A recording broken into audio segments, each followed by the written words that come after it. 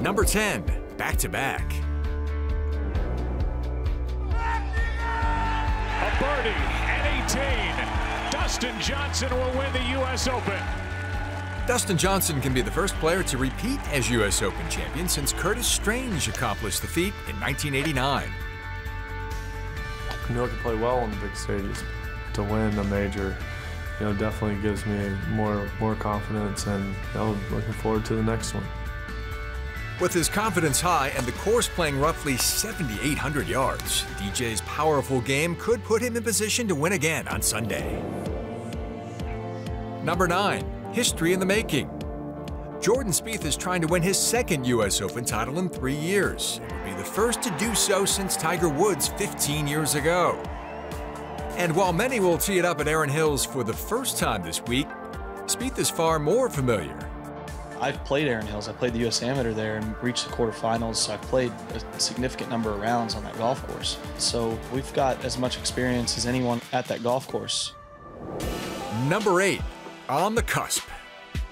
After runner-up finishes at the U.S. Open in 2011 and 2013, Jason Day is hoping this is the year he can break through and kickstart his season by capturing his second major title. Now I've played good at the US Open, more so than any other major event. The preparation is huge coming into those weeks, making sure that you're doing the right work. The hard thing is obviously executing. Number 7, foreign favorites. Jon Rahm was the low amateur at the US Open a year ago, and he has continued to turn heads in his first season on tour with 7 top 10s and a victory already. How about making it? Yes! Incredible! This consistently strong play has Rahm in the top 5 of the FedEx Cup standings and a possible contender come Sunday. Meanwhile, fellow Euro Rory McIlroy is looking for a second U.S. Open win and can become the 5th European player in 8 years to hoist the trophy.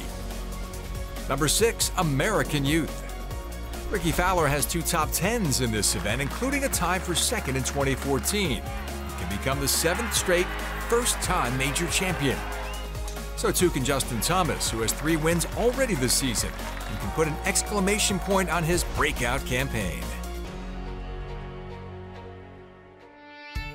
Thomas hoisting the hardware this week at Erin Hills would come as no surprise to one of his peers. Said Jordan Spieth, yeah, Justin's hot. He's showing the world what he's capable of doing. He's coming out and he's dominating. A guy who putts well on fast greens and plays well on tough courses. He's certainly a force to reckon with. This kid's been a winner his whole life. I've put in a lot of hours, and I continue to, so hopefully the wins will just keep adding on. Now in his 3rd season on the PGA Tour, the long-hitting Thomas has evolved into a well-rounded and lethal threat each week. Ooh, how about it? Oh, yeah! Justin Thomas, he's super talented. His love of the game is the thrill of the competition and the thrill of achieving what he expects of himself. That's his drive. The course. For the very first time, the state of Wisconsin plays host to the U.S. Open, and Erin Hills is only the 6th public course to host the championship. Built in the Wisconsin farmland, it's a new course with an old-look Scottish links feel, including erosion bunkers. Number 4, family matters.